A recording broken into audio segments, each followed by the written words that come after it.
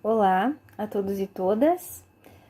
Vou dar início então ao seminário do Thomas Hobbes, onde eu vou apresentar a obra Leviatã ou Matéria, Forma e Poder de um Estado Eclesiástico e Civil, publicado em 1651. Eu vou adentrar especificamente do capítulo 13 ao capítulo 30 dessa obra. Inicialmente, eu vou falar um pouquinho, então, sobre algumas notas biográficas desse autor. Thomas Hobbes, ele nasceu em 1588, em Westport, na Inglaterra, e faleceu em 1679. Em sua infância, o seu pai abandonou a sua mãe com 3 filhos, que posteriormente eles foram tutelados pelo irmão mais velho do seu pai. Em 1603, o Hobbes ele ingressa na Universidade de Oxford, onde ele estuda a escolástica, né, e a lógica. Ao longo da vida, ele contata diretamente com alguns dos grandes pensadores do seu tempo, como Francis Bacon, Galileu, e na sequência, na Revolução Inglesa, em 1640, Hobbes ele exila-se na França durante 11 anos. Né? Em 1651, ele tinha, entretanto, regressado, né, à Inglaterra, e ele publica a sua obra principal, o Leviatã. Nessa obra, Hobbes ele estabelece a sua posição acerca da fundação do Estado, da legitimidade do governo, da formação de uma ciência moral e objetiva. É nela que ele expõe a teoria contratualista. O contexto histórico e social, tanto europeu como inglês, ele é imprescindível para entender a teoria política de Hobbes. O século XVII, né, ele foi assolado por numerosos conflitos, onde se incluem a Guerra dos 30 Anos na Europa continental e a eclosão da Guerra Civil na Inglaterra, que opôs os parlamentaristas aos realistas. Hobbes ele vivenciou a execução do monarca, né, o interregnum da República de Cromwell, a restauração, né, e o derrube de outro monarca na Revolução Gloriosa. Hobbes ele assistiu, portanto, a um período de desintegração política, né, marcado pela intriga, né, pelo belicismo e pela violência. E a crise política, né, severa no seu país, no seu país natal, influenciou profundamente o pensamento desse autor. Esse contexto histórico ele permite entender, por exemplo, o porquê que Hobbes ele caracteriza o estado de natureza, em que não existe poder político centralizado, né, como um estado de guerra generalizado. Hobbes ele ajudou, né, a estabelecer vários conceitos importantes para o pensamento liberal europeu.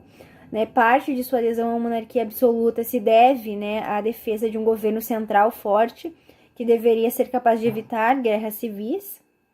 Na sua perspectiva, né, a forma absolutista de governo ela é aquela que apresenta uma maior resiliência face ao perigo da dissolução do Estado, né, e da queda na guerra civil.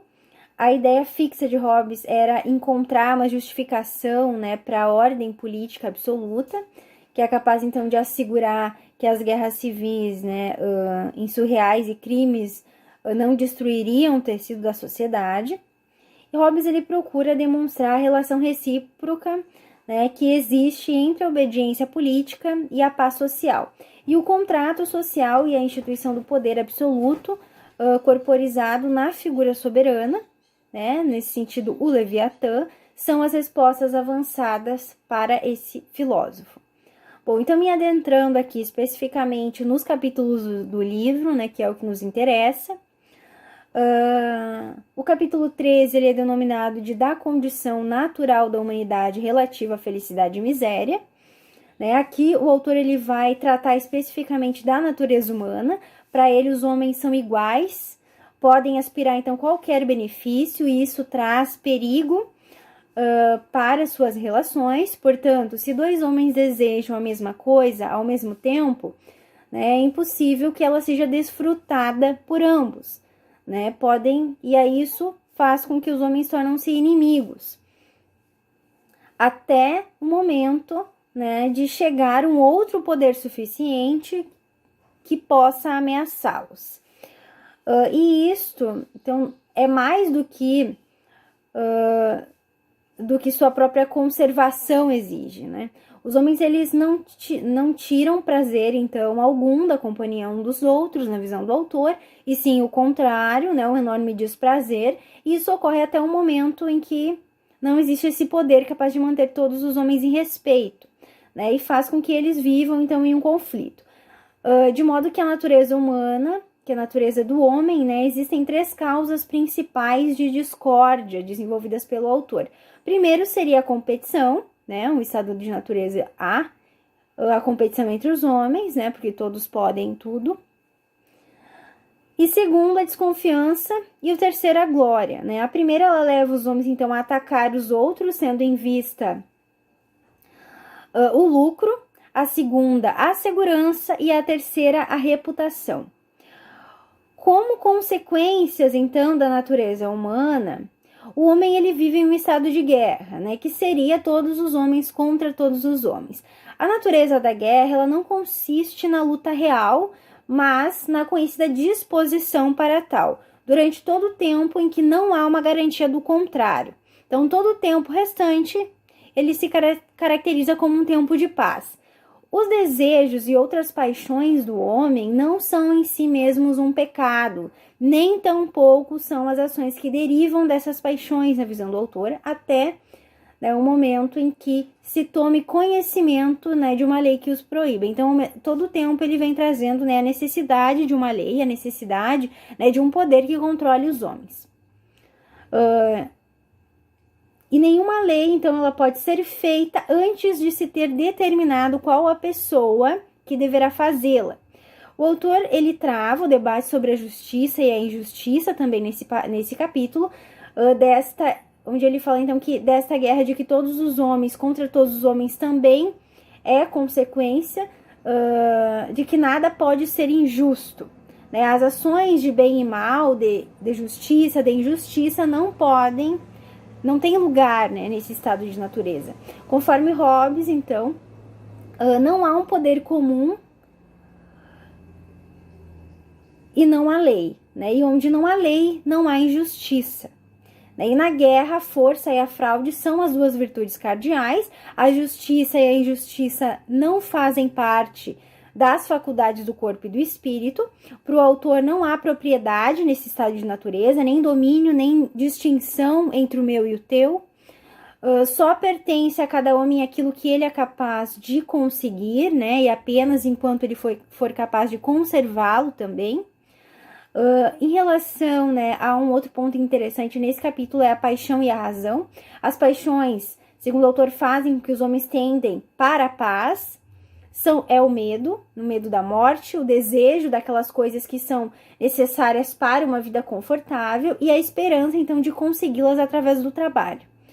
A razão sugere, então, adequadas normas de paz, né, em torno das quais os homens eles podem chegar a acordos. Essas normas são aquelas aqui, por outro lado, se chama leis da natureza, né, das quais o autor ele se debruça mais particularmente nos 2 capítulos seguintes.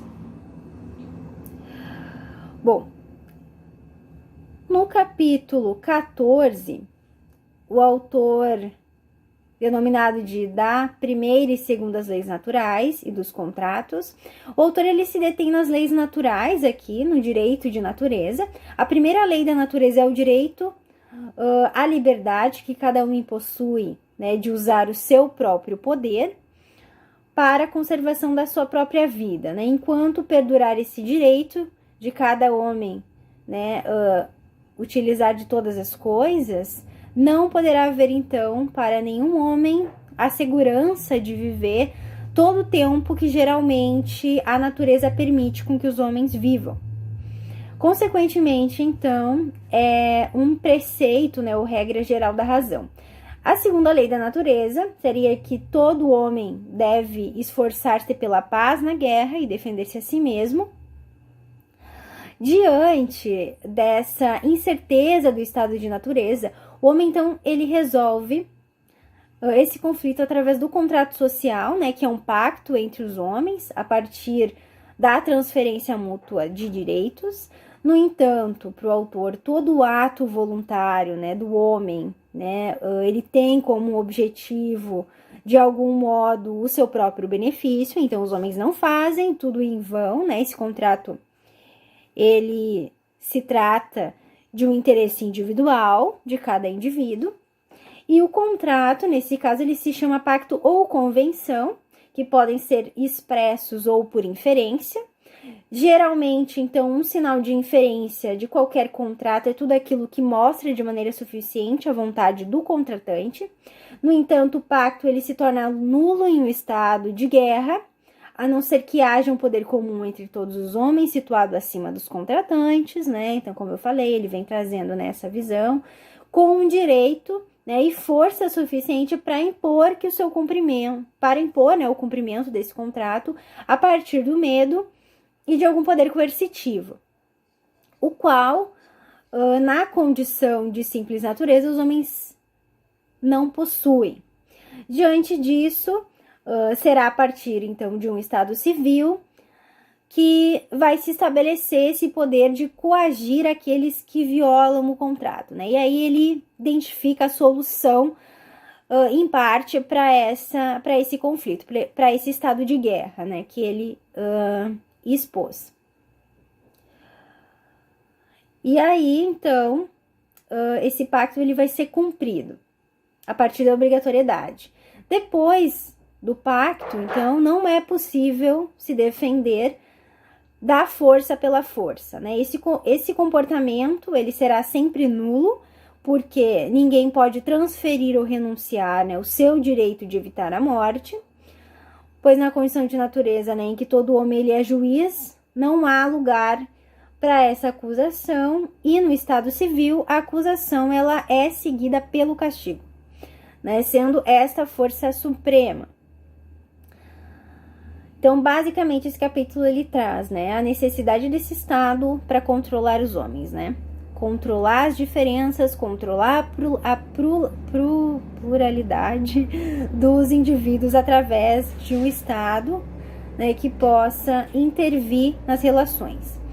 No capítulo 15, de outras leis de natureza, ele vai tratar, né, daquela lei de natureza pela qual somos obrigados a transferir aos outros aqueles direitos, né, que ao serem conservados impedem a paz da humanidade.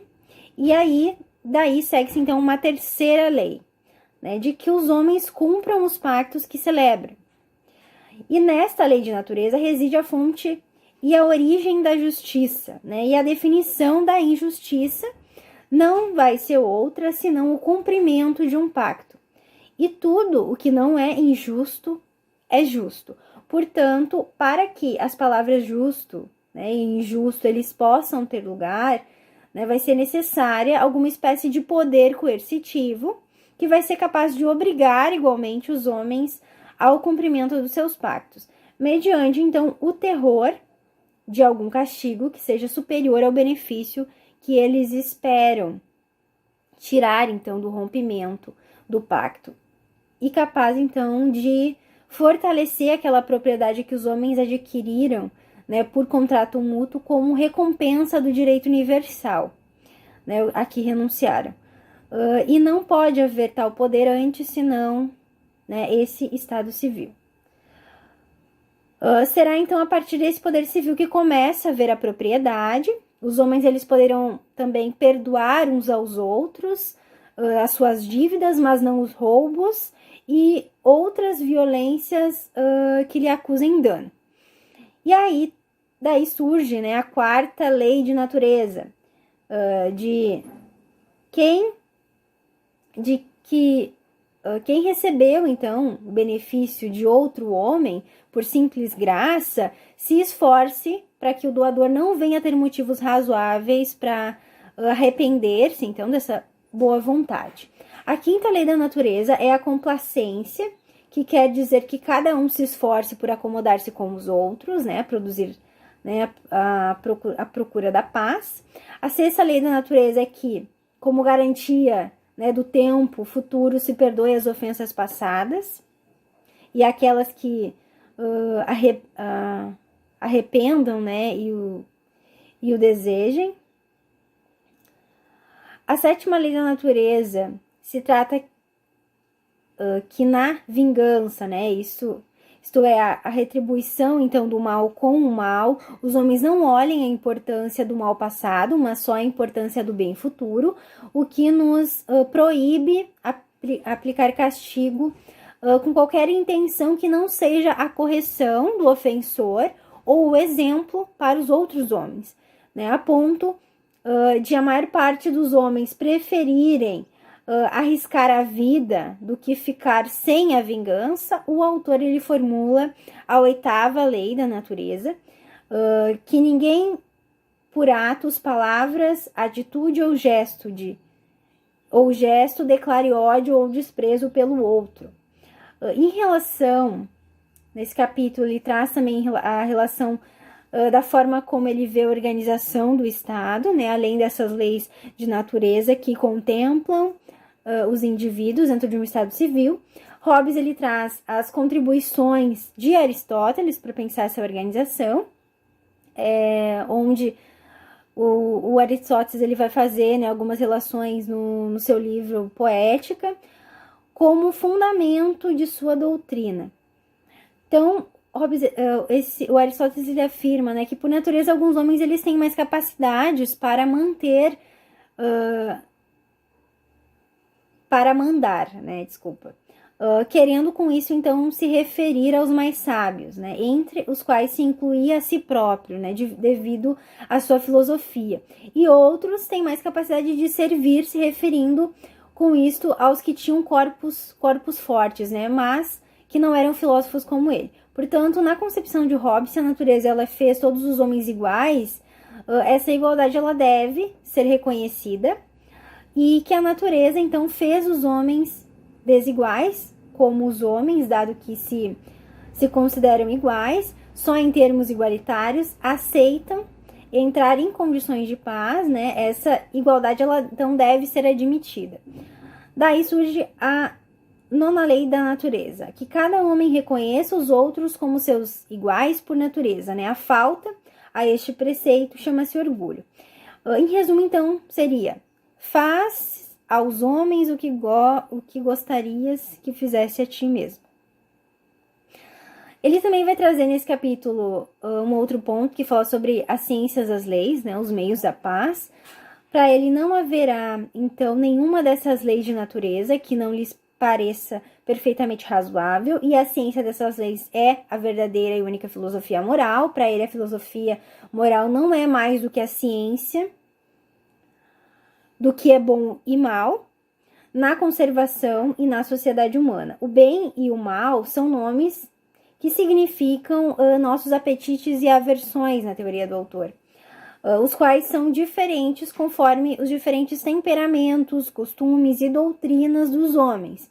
Por conseguinte, então, todos os homens eles concordam que a paz é uma boa coisa e, portanto, que também são bons os caminhos que levam à paz, né? E daí a aceitarem as regras, né? A partir das leis naturais. E, ao mesmo tempo, garantindo, então, a justiça, a gratidão, a modestia, a equidade, a misericórdia e as virtudes morais, que seus vícios contrários, então, são maus. No capítulo 16, das pessoas, autores, coisas personificadas, uma pessoa é o mesmo que um autor, tanto no palco como nas conservações correntes, né? E personificar, para ele, significa representar, seja a si mesmo, seja a outro. E daquele que representa o outro, acaba sendo portador da sua pessoa ou o que age em seu nome.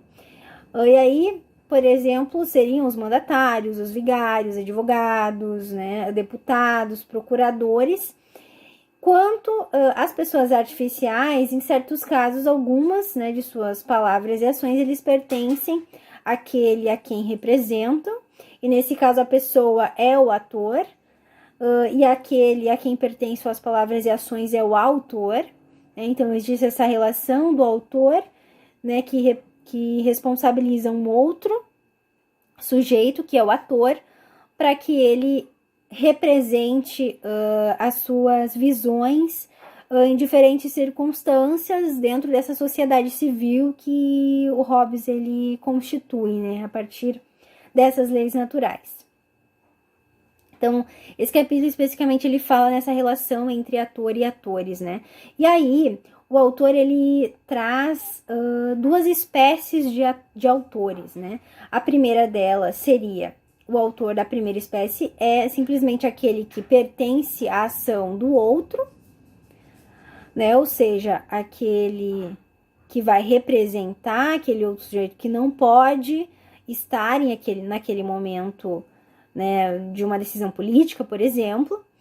E a segunda espécie é aquele a quem pertence uma ação, né, um ato ou um pacto, né, de um outro condicionalmente, né, que estaria relacionado, por exemplo, quando um sujeito ele não atende a um determinado tempo para tomar uma decisão, o outro vai lá, né, e toma por ele. Seria basicamente essa a ideia, né, dessa segunda espécie. É a liberdade que o outro tem de tomar decisão por aquele que não se manifestou. Bom, seguindo então na segunda parte do livro, chamado Do Estado, no capítulo 17, das causas, geração e definição de um. Aqui o Hobbes ele inicialmente compara o homem a criaturas, né, e nesse caso a abelhas, que é uma concepção aristotélica que ele traz durante a sua obra, né, onde ele diz que a humanidade ela não tem as mesmas qualidades e não se organizam de uma forma diferente do que essas criaturas. Para Hobbes isso identifica primeiramente que os homens eles estão em constantemente envolvidos numa competição pela honra e pela dignidade, o que não ocorre no caso das criaturas. E é devido a isso que surgem entre os homens a inveja e o ódio e finalmente a guerra, né? Ao passo que entre aquelas criaturas isso não existe. E aí ele vai definindo então essas diferenças, como ele traz também que as criaturas elas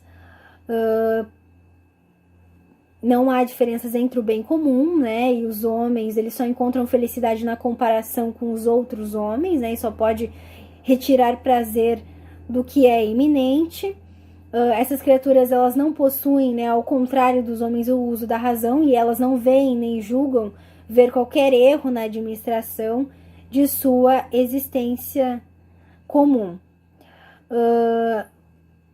Essas criaturas, né, em comparação aos homens, elas são não são capazes de um certo uso da voz, né, para dar a conhecer umas às outras, seus desejos, né, e outras afecções, e apesar disso, né, carecem daquela arte da palavra mediante a qual alguns homens são capazes, né, de apresentar aos outros o que é bom sobre a aparência do mal e o que é mal sobre a aparência do bem. As criaturas irracionais elas são incapazes de distinguir entre injúria e dano, né, e consequentemente basta que sejam satisfeitas para que nunca se ofendam, né, com seus semelhantes, ao passo que o homem ele é tanto mais implicativo quanto mais satisfeito se sente. Por último, então, o acordo vigente entre essas criaturas é natural, né? E o dos homens, então, ele diz que é através de um pacto artificial. Portanto, não é, então, de se admirar que seja necessária alguma coisa a mais, né? Além de um pacto. Então, ele vai fazendo essa referência para tornar constante, né, e duradouro o seu acordo, né? Ou seja, ele vem trazendo nessas reflexões para pensar em um poder comum, né, que nos mantém em respeito, né, e que dirige as ações no sentido de um benefício coletivo.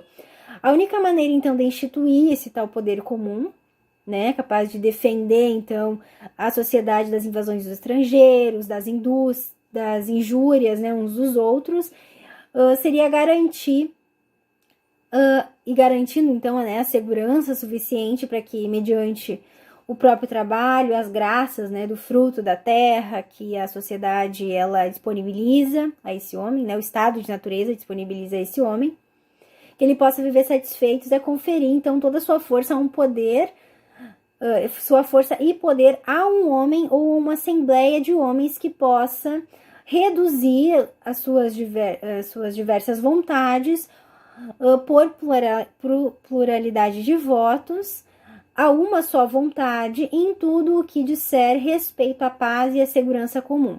Todos submetendo assim as suas vontades à vontade de um representante, né, e suas decisões à sua decisão. Isto é, né, mais então do que um consentimento, esse poder comum, né, esse poder soberano de alguém que detém um poder absoluto no Estado é mais do que um consentimento, né, ou concórdia, mas é uma verdadeira unidade de todos eles numa só e mesma pessoa, realizada por um pacto de cada homem com todos os homens, né, de transferir o seu direito de governar-se a si mesmo a este homem, né, ou a essa assembleia de homens, autorizando a ele o direito de todas as suas ações. E aquele que é portador, então, dessa pessoa se chama soberano, né? E aí, por isso, a relação que ele faz no capítulo acima sobre essa relação de representação, né? De autor e de ator, que eu havia falado anteriormente. Então, é a partir, então, desse homem, que ele denomina de soberano, e dele, todos os demais, né? Todos os demais homens são súditos. O poder soberano, né, ele pode ser adquirido de duas maneiras. A primeira delas é a farsa natural, como quando um homem obriga os seus filhos a se submeterem, né, e submeterem os seus próprios filhos à sua vontade, ou como quando um homem sujeita através da guerra seus inimigos à sua vontade. A outra é quando os homens concordam entre si em se submeterem a um homem ou a uma assembleia de homens voluntariamente com a esperança de serem protegidos por ele contra todos os outros, né? E este último ele pode ser chamado de um estado político ou um estado por instituição. Ao primeiro, então, pode chamar-se de um estado por aquisição, e desse modo o autor primeiramente se refere ao estado por instituição. No capítulo 18, então, dos direitos dos soberanos por instituição, é dessa instituição do estado que derivam todos os direitos e faculdades daquele ou daqueles a quem o poder soberano é conferido mediante o consentimento do povo reunido. Em primeiro lugar, então, na medida em que eles compactuam que devem entender-se que não se encontram obrigados por um pacto anterior a qualquer outro que contradiga o atual. Então, esse pacto, esse poder soberano, ele é único, né, e ele rompe com qualquer outro pacto, seja, né, inclusive ele traz também na obra, né, que o pacto com Deus, inclusive, é rompido, né, não há mais nenhum outro pacto a não ser o pacto com o poder soberano. A segunda, então, seria o direito de representar a pessoa de todos, né, conferido ao que é dado apenas em cada um, né, e não entre o soberano e cada um dos outros, né, mas é entre os próprios indivíduos ali. Também a necessidade, então, de por voto de consentimento, né, escolher um soberano, e os que tiverem discordado, eles devem passar a consentir juntamente com o restante. E em quarto lugar, dado que todo súdito é por instituição autor de todos os atos e decisões do soberano instituído, nada do que este faça ele pode ser considerado injúria para com qualquer de seus súditos, e que nenhum deles pode acusá-lo, né, esse soberano, de injustiça, pois estariam acusando a si próprios, né, de injúria. E causar injúria a si próprios, se para Hobbes é impossível. Em quinto lugar, né, de que, em consequência, então, do que foi dito por último, aquele que detém o poder soberano não pode justamente ser morto, nem de qualquer outra maneira pode ser punido por seus súditos. Em sexto lugar, compete à soberania ser juiz de quaisquer opiniões e doutrinas que são contrárias à paz. Em sétimo lugar, pertence à soberania todo o poder de prescrever as regras dos concidadãos, dos bens que podem usufruir, né, e das ações que podem praticar. Também, no oitavo lugar, né, o Estado vai garantir a propriedade privada. E em nono lugar, pertence à soberania o direito de fazer a guerra e a paz, né, entre, né, a nação e os estados. Em 10º lugar, também compete à soberania a escolha de todos os conselheiros, ministros, magistrados, né, e funcionários, tanto na paz como na guerra. Em 11º, é confiado então ao soberano o direito de recompensar com riquezas, né, e honras, e o de punir com castigos corporais, né, ou pecuniários, a qualquer súdito de acordo com a lei que previamente estabeleceu. A condição de súdito é muito miserável, na visão do autor, pois se encontra então sujeita aos apetites, às paixões, às irregularidades daquele, né, ou daqueles que detêm em suas mãos um poder tão limitado, né? Hobbes ele identifica essa condição independente do governo como monarquia, né, a democracia ou uma outra assembleia soberana. O poder ele é sempre o mesmo, sobre todas as formas, se essas forem, então, suficientemente perfeitas para proteger os indivíduos. No capítulo 19, das diversas espécies do governo por instituição e da sucessão do poder, aqui o autor ele fala, então, fala um pouco sobre os representantes, né, onde ele diz que o governo, ele chama-se uma monarquia quando é só uma pessoa, né, que está nesse poder. A assembleia chama-se uma aristocracia, porque são governos de alguns, e não pode haver outra espécie de governo, porque o poder soberano, ele é inteiro, ele é indivisível, na visão do autor, e tem que pertencer a um ou mais homens ou a todos, né? Então, são essas 3 formas de governos que ele identifica, né? Aristocracia, monarquia e democracia. As demais são a deteriorização, né? Ele fala, as demais formas são o descontentamento com essas outras 3, né? E aí ele fala da questão da tirania, da oligarquia e também da anarquia, né? Que são as formas reversas dessas 3 formas de governo que ele identifica como as principais. A diferença entre essas 3 espécies de governo, né, elas não residem então numa diferença de poder, mas numa diferença de conveniência, né, ou seja, da capacidade para garantir a paz e a segurança do povo. Bom, e de acordo com o autor, então, né, dado que a matéria de todas essas formas de governo é mortal, né, de modo tal que não apenas os monarcas morrem, mas também toda uma assembleia inteira é necessário para a conservação da paz entre os homens, que do mesmo modo foram tomadas, né, na medida para a criação de um homem artificial, também sejam tomadas medidas para uma eternidade artificial da vida. E aí, para que os homens eles não voltem, então, a uma condição de guerra em cada geração. E essa eternidade artificial é o que se chama direito de sucessão, na visão de Hobbes. Não existe qualquer forma perfeita de governo em que a decisão da sucessão não se encontre nas mãos do próprio soberano. Então, esse direito faz com que o soberano ele defina quem será o próximo governante, né, na situação de morte, enfim. Ele acaba definindo, então, as próximas gerações, né, de poder. No capítulo 20, no domínio paterno e despótico, ele vai falar um pouco sobre o Estado por aquisição, que identifica aquele onde o poder soberano foi adquirido pela força, por medo da morte, né, ou do cativeiro. Os indivíduos, eles autorizam todas as ações daquele homem ou assembleia que tem em seu poder, né, as suas vidas e sua liberdade. Essa espécie de domínio ou soberania, ela difere da soberania por instituição apenas no aspecto de que os homens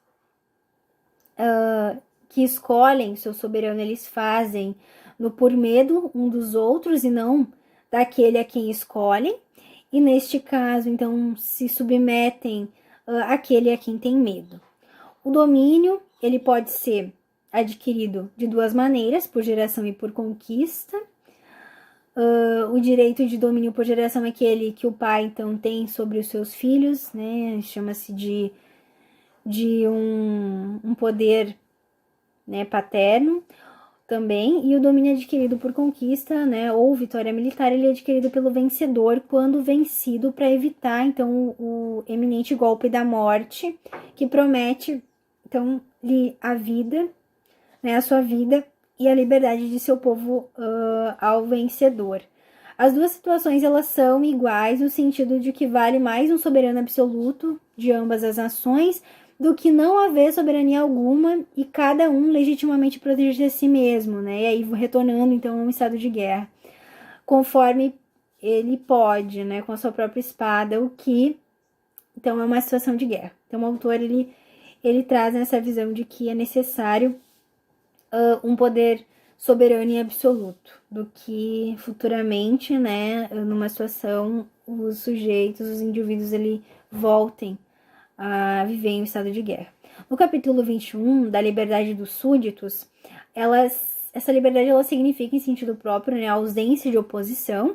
O homem livre é aquele que naquelas coisas que graças à sua força, né, engenho é capaz de fazer, não é impedido de fazer o que tem a vontade de fazer, e o medo e a liberdade, para o autor, elas são compatíveis. Assim também, às vezes, só se pagam as dívidas com o medo de ser preso, por exemplo, né? E de maneira geral, todos os atos, então, praticados pelos homens no Estado, por medo da lei, são ações que os seus autores têm a liberdade de não praticar. Bom, mas tal como os homens, tendo em vista, né, de conseguir a paz e através disso, né, a sua própria conservação, eles criam esse homem artificial, esse Estado, mediante pactos mútuos, né, que ele caracteriza como cadeias artificiais, chamadas leis civis. E a liberdade dos súditos, então, ela está apenas naquelas coisas que, ao regular as suas ações, né, o poder soberano permitiu. Então, existe uma limitação nessa liberdade dentro com essas leis civis, né, que surgem, como a liberdade de comprar, e aí são elas, né, a liberdade de comprar e vender, né, ou de outro modo também realizar contratos mútuos, de cada um escolher a sua residência, a sua alimentação, a sua profissão, e instituir, né, os seus filhos conforme achar melhor, e coisas semelhantes.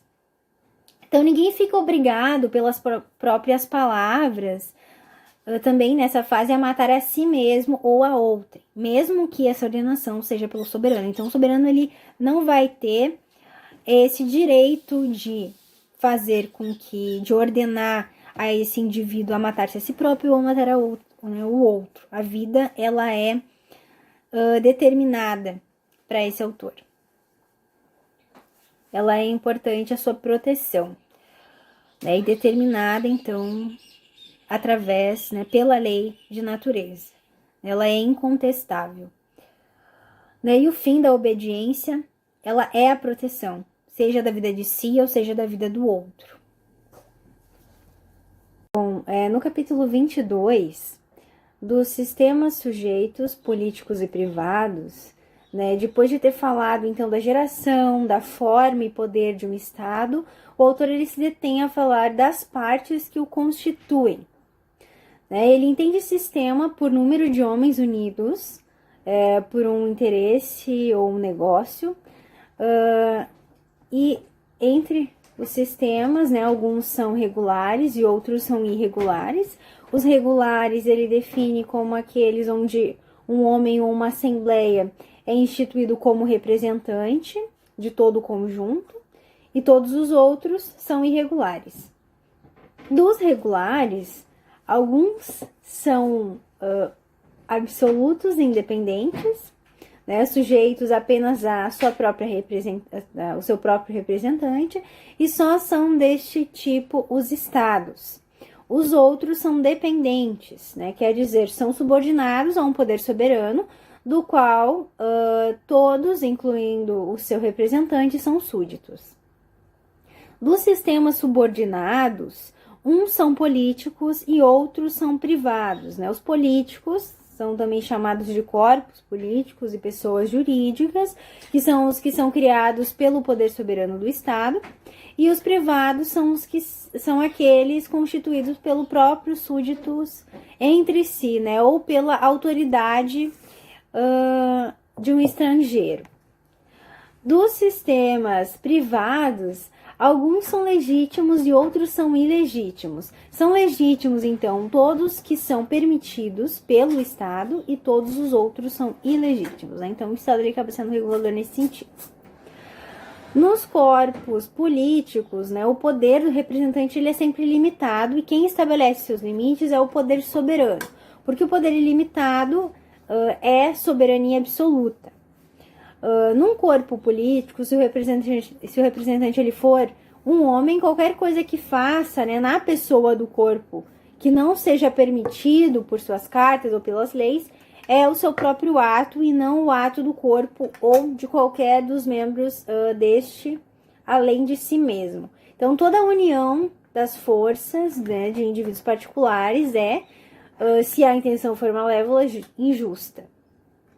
E se a intenção for desconhecida, é perigosa para o Estado e injustamente oculta. No capítulo 23 dos ministros públicos do poder soberano, o ministro, então, ele é identificado como aquele que é encarregado, então, pelo soberano, quer este seja um monarca ou uma assembleia, de qualquer missão, com autoridade, né, que represente a pessoa do Estado. Também são ministros públicos os que têm autoridade para ensinar, ou para permitir a outros que ensinem ao povo seus deveres para com o soberano, para com o poder soberano, né? De viver em paz e harmonia e de resistir ao inimigo comum. São ministros também na medida em que não fazem tudo isso pela própria autoridade, né? E sim pela autoridade de outro. E são públicos porque fazem, né? Ou devem fazê-lo apenas em virtude da autoridade do soberano. No capítulo 24 da nutrição e procriação de um Estado, aqui ele vai falar mais especificamente a nutrição, né, de um Estado que consiste, né, na abundância e na distribuição dos materiais necessários à vida, né, abundância de matéria é uma coisa limitada por natureza, aqueles bens que por intermédio da terra e do mar. E a matéria dessa nutrição consiste em animais, em vegetais, em minerais, né? Assim, então, não é preciso mais do que o trabalho e o esforço, né? Para colher esses desfrutos que o estado de natureza fornece. Então, basta o indivíduo, né, querer para que ele consiga sobreviver, né, daquilo que já é dado por natureza a ele. E aí o Estado ele vem no sentido para organizar, né, essas propriedades, enfim, esses bens naturais que são destinados ao indivíduo. Né, a tal ponto, então, que a abundância ela depende, mais especificamente, do poder e do esforço dos homens. A propriedade que um súdito tem em suas terras, elas né, consiste no direito de excluir, né, todos os outros súditos do uso dessa terra, mas não exclui, né, o soberano. O soberano ele ainda vai ter o poder, né, sobre esse bem que é oferecido a esse outro indivíduo, devido que se entende que o Estado, então, ele nada faz que não seja em vista da paz e da segurança, né? Essa distribuição das terras, ela, então, deve ser entendida como realizada em vista do Estado. Ele que determina essa divisão. Em relação, né, ele também traz a procriação, né, ou filhos de um Estado. Ele diz que são aquilo a que chamamos de plantações ou colônias, que são grupos de pessoas enviadas pelo Estado sob a direção de um chefe ou governador para povoar, né, um país estrangeiro. Então, essa procriação ela também está relacionada, né, com esse direcionamento do Estado a um outro território, né, enviando os súditos até ele. No capítulo 25, ele trata mais especificamente do conselho. Ele entende um conselho é quando alguém diz faz isto ou não faças isto, e deduz as suas razões do benefício que tal acarreta para aquele a quem o diz. Ele também fala um pouco do quanto isso acaba tornando evidente que aquele que dá o conselho, ele pretende, né, apenas o benefício daquele a quem o dá. E há, portanto, né, entre o conselho e uma ordem, uma grande diferença para o autor. Ele diz que a ordem ela é dirigida para o benefício de quem o dá e o conselho para o benefício do outro. No capítulo 26 das leis civis, aqui, em primeiro lugar, é evidente, então, que a lei, em geral, ela não é um conselho, mas é uma ordem, né, que é dada por quem se dirige a alguém já anteriormente obrigado a obedecer.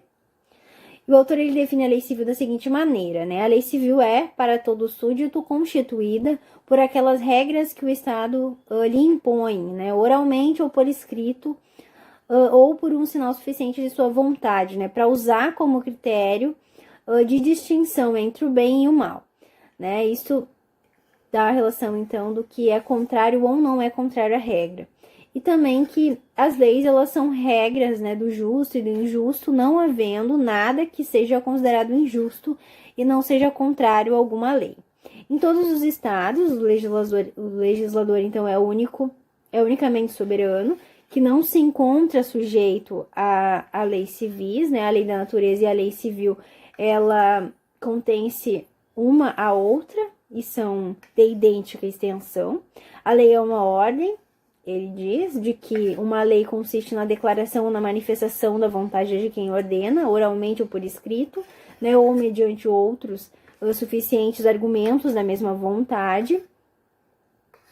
Podemos compreender, então, que a ordem do Estado só é lei para aqueles que têm os meios para dela se informarem, né? A lei, ela só existe para aquele que tem conhecimento dessa lei, né? Portanto, as leis de natureza, elas não precisam ser publicadas nem proclamadas, porque as pessoas, elas já, desde o seu nascimento, já sabem as leis de natureza que elas portam, né? Porque toda lei, então, que não seja escrita, né, ou de alguma maneira publicada por aquele que faz a lei, ela só pode ser conhecida através da razão daquele que lhe obedece, né? Portanto, uma lei também natural e não apenas a lei civil, né? Existem esses dois caminhos percorridos pelo autor, né?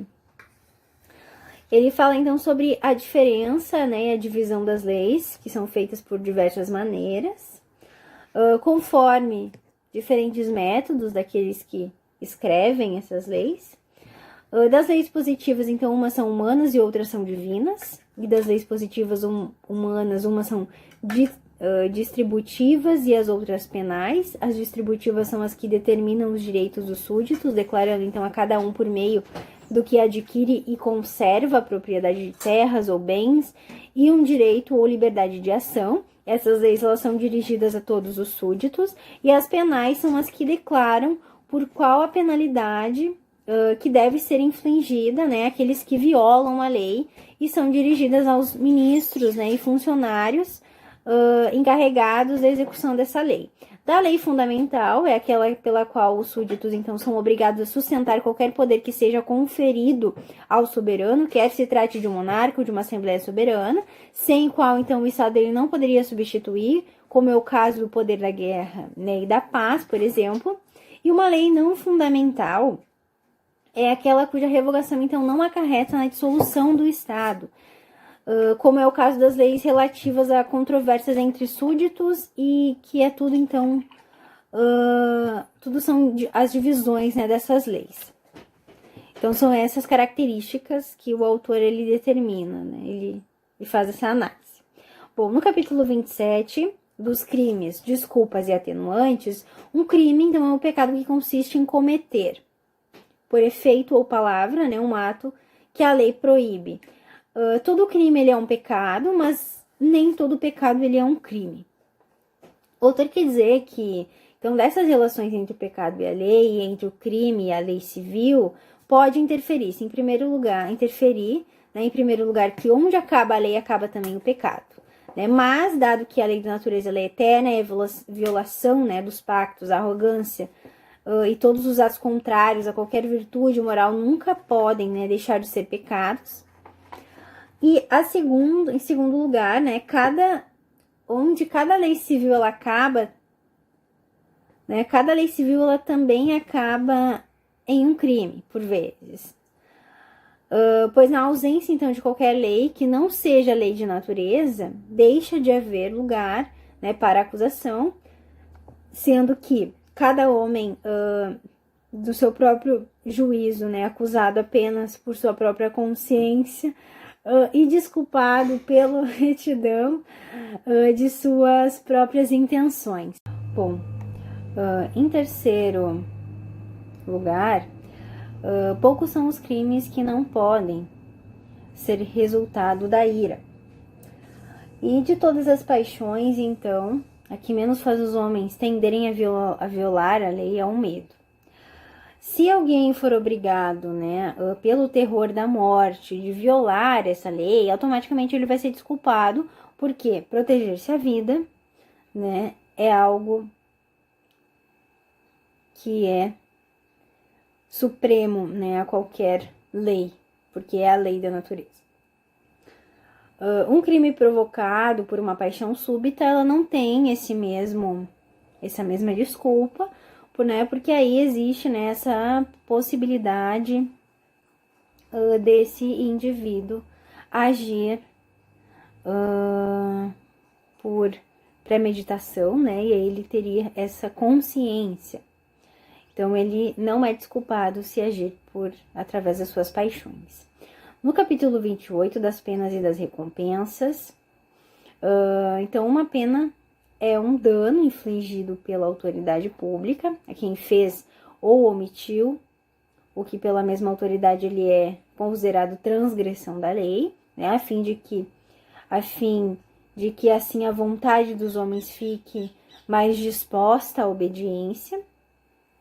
Ao fundar um Estado, cada um renuncia os direitos de defender-se aos outros, né, mas não de defender-se a si mesmo. E, além disso, cada um também se obriga a ajudar o soberano na punição do outro, mas não na sua própria punição. Da definição da pena, então, em primeiro lugar, o autor vai falar que é identificado, que nem as vinganças pessoais, nem as injúrias particulares podem ser classificadas como penas, pois não derivam de uma autoridade pública. Em segundo lugar, que não constitui a pena o ser esquecido ou desfavorecido pela preferência pública, pois dessa maneira não se causa dano a ninguém, apenas se fica a situação em que se estava antes. Em terceiro lugar, que os danos causados pela autoridade pública sem condenação pública anterior não devem ser classificados como penas, mas como atos hostis. Né? Em quarto lugar, os danos eles são infligidos pelo poder usurpado, né, ou por juízes não autorizados pelo soberano, não são penas. Né? Então, é a autoridade do soberano que acaba definindo as penas. Em quinto lugar, que todo dano infligido sem intenção ou possibilidade de predispor o delinquente, né, ou outros homens, através do exemplo, a obediência às leis não é pena, mas é ato de hostilidade. Em sexto lugar, enquanto certas ações, né, implicam por natureza diversas consequências danosas, penas divinas, elas não podem ser consideradas penas em relação aos homens, porque não são infligidas pela autoridade, né, dos homens. Em sétimo lugar, se o dano infligido for menor do que o benefício ou satisfação naturalmente resultante do crime cometido, né, tal dano não é abrangido pela definição e é mais preço, né, ou redenção do que pena aplicada a um crime. Em oitavo lugar, se uma pena, né, for determinada e prescrita pela lei, pela própria lei, né, e se depois de cometido o crime for infligida uma pena mais pesada, o excesso não é pena, e sim ato de hostilidade. Então, as penas humanas, caracterizadas, né, pelo autor, são as que são infligidas por ordem dos homens, né, e podem ser corporais, né, pecuniárias e ignomínia, a prisão, o exílio ou uma mistura delas. Então, essa pena ela pode ser definida através das características que os homens quiserem, né, a partir da autorização do soberano do Estado Civil, né, desse homem artificial que ele traz durante a sua obra. No capítulo 29, né, e 30, quase finalizando o vídeo, das coisas que enfraquecem ou levam à dissolução de um Estado, o autor ele vai falar, né, dos perigos que levam a essa dissolução, que são por vezes a falta de consenso para boas ideias, né, embora alguns percebam que talvez o governo não é governo, mas a divisão do Estado, né, em 3 facções, que ele chama de monarquia mista. Contudo, a verdade é que não é um Estado independente, né, mas 3 facções independentes, e não é uma pessoa representativa, mas são 3. E aqui ele se refere a essas 3 formas de governo que ele fala, né, nos capítulos anteriores. E finalmente, né, quando numa guerra, né, os inimigos optem por uma vitória final, o ponto de não se, né, que não se mantendo mais, né, em campo das forças do Estado, não vai haver mais proteção dos súditos leais, né, então está o Estado dissolvido, né, e todo homem ele tem a liberdade de proteger-se a si próprio, pois o soberano é a alma pública que dá vida, né, e movimento ao Estado, a qual, inspirando, os membros, né, eles deixam de ser governados por ela, muito embora o direito, né, de um monarca soberano ele não passa a ser extinguido pelo ato do outro, né, contudo a obrigação dos membros pode. Né? Ou seja, a obrigação dos membros ele pode se extinguir, sim. Do cargo do soberano representante, aqui, né, por cujo fim devem ser ensinados que originalmente o pai de todos os homens era também seu senhor supremo, né, com poder de vida, né, e de morte sobre eles, e também todo soberano deve fazer que a justiça ela seja ensinada, o que acaba consistindo está em não tirar a nenhum homem aquilo que é dele. É o mesmo que dizer que deve fazer que os homens sejam ensinados a não despojar, né, por violência ou por fraude, os seus vizinhos de qualquer coisa que seja deles pela autoridade do soberano. Para cujo fim aqui é também necessário que lhe seja mostrada as más consequências de falsos juízos por corrupção ou por juízes ou das testemunhas. A desigualdade dos súditos, né, resulta dos atos do soberano, né, do poder desse soberano, e, portanto, não tem mais lugar na presença desse soberano. Isto é, né, num tribunal de justiça, do que a desigualdade entre os reis, né, e seus súditos, na presença dos reis. Né, a honra das grandes pessoas devem ser avaliadas por sua beneficência e pela ajuda que dão aos homens de condição inferior.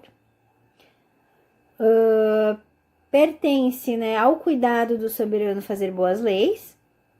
Por boa lei, o autor entende apenas uma lei justa, pois nenhuma lei pode ser injusta, né? E a lei ela é feita pelo soberano, né? Pelo poder que carrega esse homem, e tudo que é feito por tal poder, ele é garantido e diz respeito a todo o povo. No que se refere, né, do reino de Deus por natureza, aqui o autor ele diz que aqueles, né, portanto, que acreditam haver um Deus que governa o mundo, né, e que deu seus preceitos e propôs recompensa de punições para a humanidade, são os súditos de Deus. E aqueles que não acreditam, né, nesse poder de Deus, não são os súditos de Deus. Mas Deus declara, né, suas leis de 3 maneiras, então. caracterizada pelo Hobbes. Pelos ditames da razão natural, pela revelação e pela voz de algum homem, ao qual, pela feitura de milagres, concede crédito justo dos outros. Daqui, então, surge uma tripla voz de Deus, que é a racional, a sensível e a profética, né? A qual corresponde uma tripla audição, uma justa razão, um sentimento sobrenatural e a fé. Então, o direito de natureza, pelo qual Deus reina sobre os homens e pune, né, aqueles que violam as suas leis, de seu poder irresistível, honrar a Deus vai ser sempre pensar tão bem quanto possível de seu poder e bondade. Da honra nasce 3 paixões. Daí, o amor, que se refere à bondade, e a esperança e o temor, que são relacionados então com o poder. E 3 partes do culto externo, que seria o louvor, a glorificação e bênção, né? Sendo o sujeito do louvor a bondade e o sujeito da glorificação e da bênção o poder. E o efeito delas a felicidade. Finalmente, então, a obediência às suas leis, né, desse Deus, né, nesse caso as leis de natureza, é o maior de todos os cultos, né? E a obediência ela é mais aceitável para Deus do que o sacrifício. Bom, e assim Hobbes ele finaliza o seu livro. Eu espero ter conseguido assimilar, né, os principais pontos da obra, né? Eu acabei selecionando, tentando sistematizar as principais ideias desse autor, né? Ele traz várias, é um livro, né, com bastante características, né? Cada ponto específico, né? Cada conceito que o autor traz, né? Ele traz outros, né? Todos eles interseccionados na sua análise, que acaba se tornando, né, uma leitura bastante densa também. É uma leitura, né, uma leitura de um autor clássico, né? Uma linguagem também bastante erudita, né? Enfim. E espero que tenha conseguido trazer esses pontos principais, né, da obra. Então, antes de finalizar completamente, eu acho que é importante, né, a gente ter alguns pontos claros, né, saindo um pouco da visão mais da leitura do texto, dos pontos do texto, de que o Hobbes, né, ele entende o que se encontra, né, é uma antropologia filosófica desse autor, de uma concepção de homem e natureza humana que sustenta, né, essa ideia de que a função primeira, né, e máxima do Estado é promover a segurança. Então, esse é um dos pontos principais, né? Do ponto de vista formal, nós temos também a proteção, né, desse Estado e a garantia do nosso bem-estar, né, a partir desse Estado civil. Por outro lado, né, Hobbes ele pensa o indivíduo como aquele que sempre busca, né, em suas ações realizar apenas o que ele considera bem para si mesmo. Então é um é um sujeito, né, individualista, né? Hobbes ele define o ódio e o amor, né, ao mesmo tempo, como foi falado durante a apresentação. O comportamento, né, do humano para o autor é enquanto seres naturais, né? Nós sentimos então desejos por aquilo, né, por um objeto ou por uma coisa, que parece, né, nos termos de Hobbes, corroborar para o nosso movimento vital, né? Se alguma coisa, né, de algum modo me causa bem-estar ou me dá a impressão de que ela contribui para que eu persevere na minha vida, né, e realize a minha própria felicidade, eu tenho desejo e posso, né, na medida do possível, conquistar. Para o autor, então, não há e não se deve, né, esperar que as pessoas e concidadãos eles venham, né, a compartilhar as mesmas construções de bem e de mal. O autor ele não tem uma expectativa de que haja uma redução da pluralidade, né? E nesse sentido ele também entende, né, que na construção de uma cultura, né, antidemocrática, a pergunta que ele se opõe a partir daí é uma pergunta de como nós continuamos, né, a viver juntos, né, como é possível a integração social em meio a tanta diversidade, né, e daí surge então essa ideia de construir, né, um poder, né, supremo, um poder absoluto. E para essa diversidade, né, e conflito, a sociedade que ele encontra, né, na solução de harmonia é uma sociedade com o formato de Leviatã, né, e essas são as características, como a soberania absoluta, o poder indivisível e um enorme aparato repressor. As guerras, né, elas são justamente, né, o retorno, né, o resultado do momento que o poder do Estado ele perdeu sua força, e o tempo inteiro, né, o Estado ele precisa manejar os medos e as esperanças dos súditos para que eles identifiquem no Estado o seu bem, né, e na desobediência a sua própria ruína. Então, o Estado ele precisa cuidar das opiniões dos seus súditos, né? Ele precisa convencê-los da necessidade de obedecer às suas leis civis. Então, pessoal, seria essas as minhas contribuições a respeito dessa obra. Espero que tenha atingido, seja, né, minimamente entendível. E finalizo então esse vídeo falando um pouco sobre, né, profundamente sobre a obra O Leviatã.